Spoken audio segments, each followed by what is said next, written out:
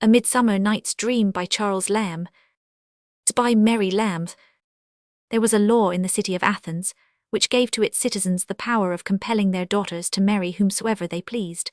For upon a daughter's refusing to marry the man her father had chosen to be her husband, the father was empowered by this law to cause her to be put to death. But as fathers do not often desire the death of their own daughters, even though they do happen to prove a little refractory, this law was seldom or never put in execution, though perhaps the young ladies of that city were not unfrequently threatened by their parents with the terrors of it.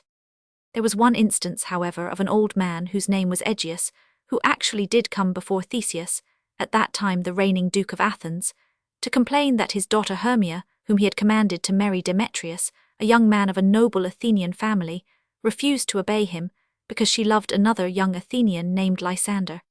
Aegeus demanded justice of Theseus, and desired that this cruel law might be put in force against his daughter. Hermia pleaded in excuse for her disobedience that Demetrius had formerly professed love for her dear friend Helena, and that Helena loved Demetrius to distraction.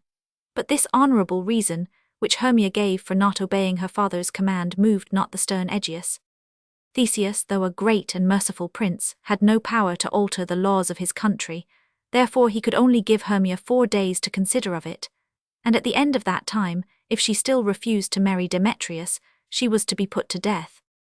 When Hermia was dismissed from the presence of the Duke, she went to her lover Lysander, and told him the peril she was in, and that she must either give him up and marry Demetrius, or lose her life in 4 days.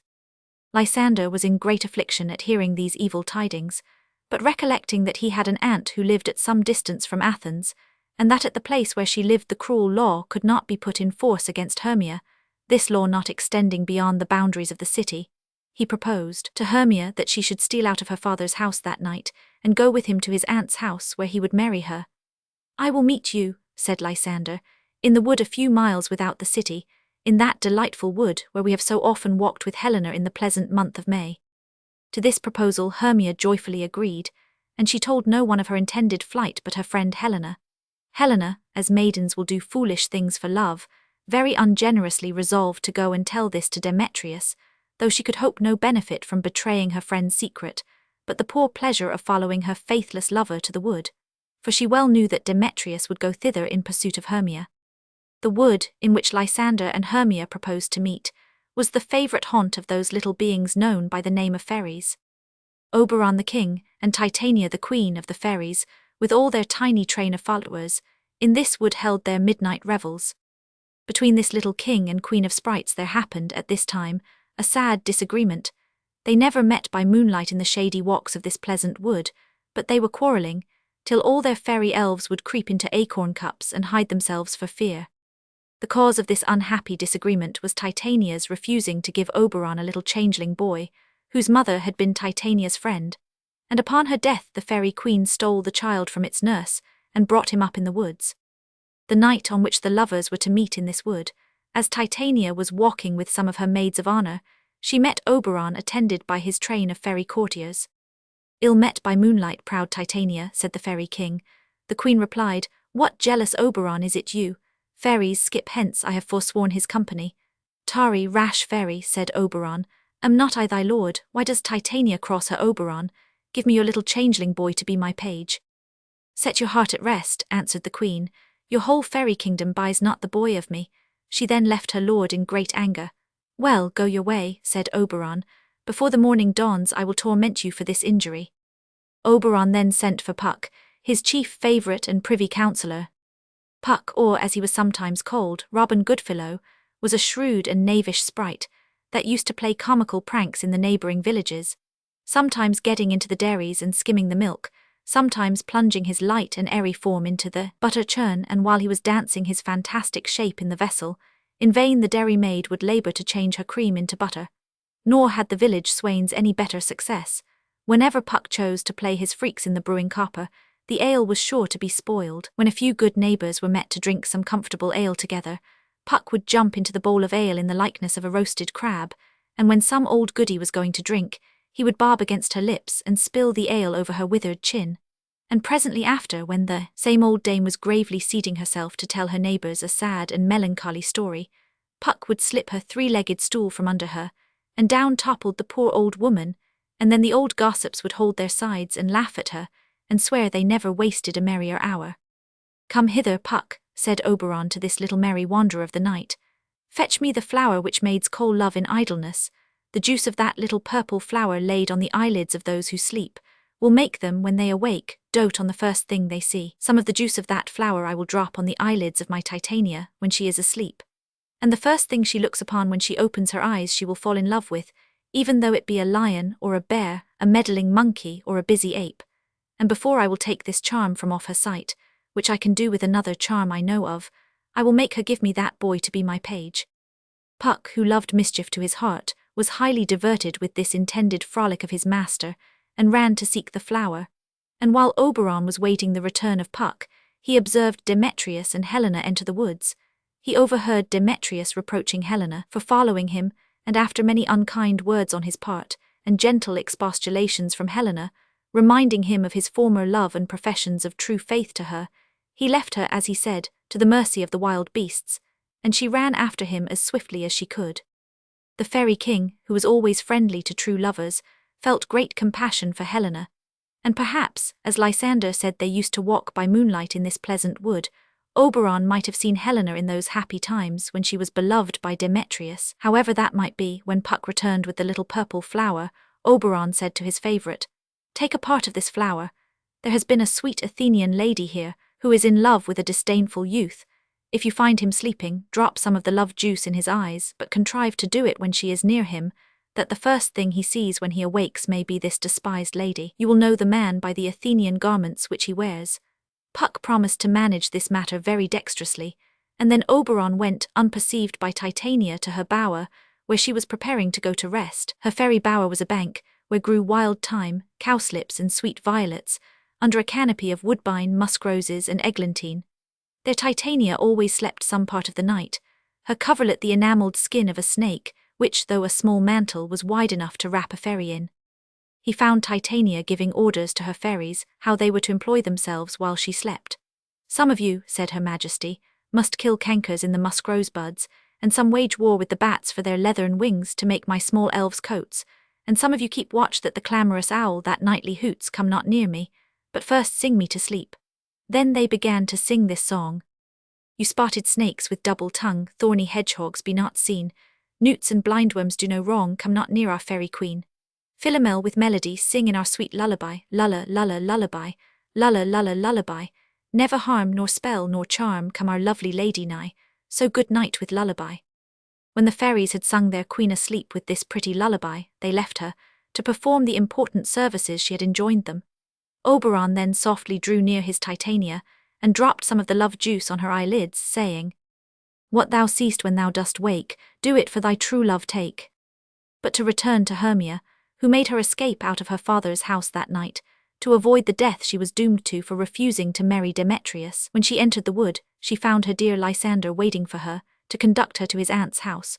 But before they had passed half through the wood, Hermia was so much fatigued that Lysander, who was very careful of this dear lady, that had proved her affection for him even by hazarding her life for his sake, persuaded her to rest till morning on a bank of soft moss, and lying down himself on the ground at some little distance, they soon fell fast asleep. Here they were found by Puck, who, seeing a handsome young man asleep, and perceiving that his clothes were made in the Athenian fashion, and that a pretty lady was sleeping near him, concluded that this must be the Athenian maid and her disdainful lover whom Oberon had sent him to seek.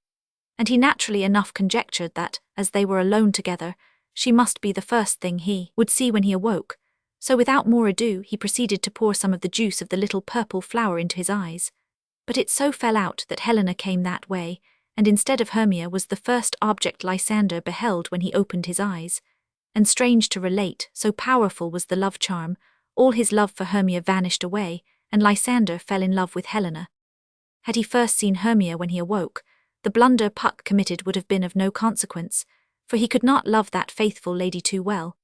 But for poor Lysander to be forced by a fairy love charm to forget his own true Hermia, and to run after another lady, and leave Hermia asleep quite alone in a wood at midnight, was a sad chance indeed. Thus this misfortune happened. Helena, as has been before related, endeavoured to keep pace with Demetrius when he ran away so rudely from her, but she could not continue this unequal race long, men being always better runners in a long race than ladies. Helena soon lost sight of Demetrius, and as she was wandering about dejected and forlorn, she arrived at the place where Lysander was sleeping. "Ah," said she, "this is Lysander lying on the ground. Is he dead or asleep?" Then gently touching him she said, "Good sir, if you are alive, awake." Upon this Lysander opened his eyes and, the love charm beginning to work, immediately addressed her in terms of extravagant love and admiration, telling her she as much excelled Hermia in beauty as a dove does a raven, and that he would run through fire for her sweet sake, and many more such lover-like speeches. Helena, knowing Lysander was her friend Hermia's lover, and that he was solemnly engaged to marry her, was in the utmost rage when she heard herself addressed in this manner, for she thought, as well she might, that Lysander was making a jest of her. "Oh," said she, "why was I born to be mocked and scorned by everyone? Is it not enough, young man, that I can never get a sweet look or a kind word from Demetrius? But you, sir, must pretend in this disdainful manner to court me. I thought, Lysander, you were a lord of more true gentleness." Saying these words in great anger, she ran away, and Lysander followed her, quite forgetful of his own Hermia, who was still asleep. When Hermia awoke, she was in a sad fright at finding herself alone. She wandered about the wood, not knowing what was become of Lysander, or which way to go to seek for him. In the meantime, Demetrius, not being able to find Hermia and his rival Lysander, and fatigued with his fruitless search, was observed by Oberon fast asleep. Oberon had learnt by some questions he had asked of Puck that he had applied the love charm to the wrong person's eyes, and now, having found the person first intended, he touched the eyelids of the sleeping Demetrius with the love juice, and he instantly awoke. And the first thing he saw being Helena, he, as Lysander had done before, began to address love speeches to her. And just at that moment Lysander, followed by Hermia, for through Puck's unlucky mistake it was now become Hermia's turn to run after her lover, made his appearance, and then Lysander and Demetrius, both speaking together, made love to Helena, they being each one under the influence of the same potent charm. The astonished Helena thought that Demetrius, Lysander, and her once dear friend Hermia were all in a plot together to make a jest of her. Hermia was as much surprised as Helena. She knew not why Lysander and Demetrius, who both before loved her, were now become the lovers of Helena, and to Hermia the matter seemed to be no jest. The ladies, who before had always been the dearest of friends, now fell to high words together. "Unkind Hermia," said Helena, "it is you have set Lysander on to vex me with mock praises, and your other lover Demetrius, who used almost to spurn me with his foot, have you not bid him call me goddess, nymph, rare, precious, and celestial? He would not speak thus to me whom he hates, if you did not set him on to make a jest of me. Unkind Hermia, to join with men in scorning your poor friend. Have you forgot our school-day friendship? How often, Hermia, have we two, sitting on one cushion, both singing one song with our needles working the same flower, both on the same sampler wrought, growing up together in fashion of a double cherry, scarcely seeming parted. Hermia, it is not friendly in you, it is not maidenly, to join with men in scorning your poor friend." "I am amazed at your passionate words," said Hermia. "I scorn you not, it seems you scorn me." "I do," returned Helena, "persevere, counterfeit serious looks and make mouths at me when I turn my back, then wink at each other and hold the sweet jest up. If you had any pity, grace, or manners, you would not use me thus." While Helena and Hermia were speaking these angry words to each other, Demetrius and Lysander left them, to fight together in the wood for the love of Helena. When they found the gentlemen had left them, they departed, and once more wandered weary in the wood in search of their lovers. As soon as they were gone, the fairy king, who with little Puck had been listening to their quarrels, said to him, "This is your negligence, Puck, or did you do this wilfully?" "Believe me, King of Shadows," answered Puck, "it was a mistake. Did not you tell me I should know the man by his Athenian garments? However, I am not sorry this has happened, for I think their jangling makes excellent sport." "You heard," said Oberon, "that Demetrius and Lysander are gone to seek a convenient place to fight in. I command you to overhang the night with a thick fog, and lead these quarrelsome lovers so astray in the dark, that they shall not be able to find each other. Counterfeit each of their voices to the other, and with bitter taunts provoke them to follow you, while they think it is their rival's tongue they hear. See you do this, till they are so weary they can go no farther, and when you find they are asleep, drop the juice of this other flower into Lysander's eyes, and when he awakes he will forget his new love for Helena, and return to his old passion for Hermia, and then the two fair ladies may each one be happy with the man she loves, and they will think all that has passed a vexatious dream. About this quickly, Puck, and I will go and see what sweet love my Titania has found." Titania was still sleeping, and Oberon seeing a clown near her, who had lost his way in the wood and was likewise asleep. "This fellow," said he, "shall be my Titania's true love." And clapping an ass's head over the clown's, it seemed to fit him as well as if it had grown upon his own shoulders. Though Oberon fixed the ass's head on very gently, it awakened him, and rising up unconscious of what Oberon had done to him, he went towards the bower where the fairy queen slept. "Ah, what angel is that I see?" said Titania, opening her eyes and the juice of the little purple flower beginning to take effect. "Are you as wise as you are beautiful?"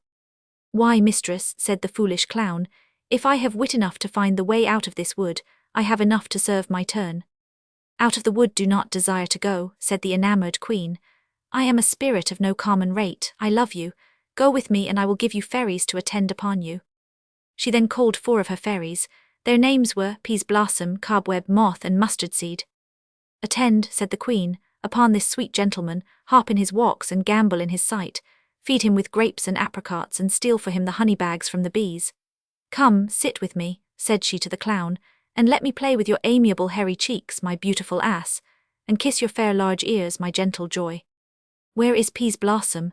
said the ass-headed clown, not much regarding the fairy queen's courtship but very proud of his new attendants. "Here, sir," said little Peas Blossom. "Scratch my head," said the clown. "Where is Cobweb?"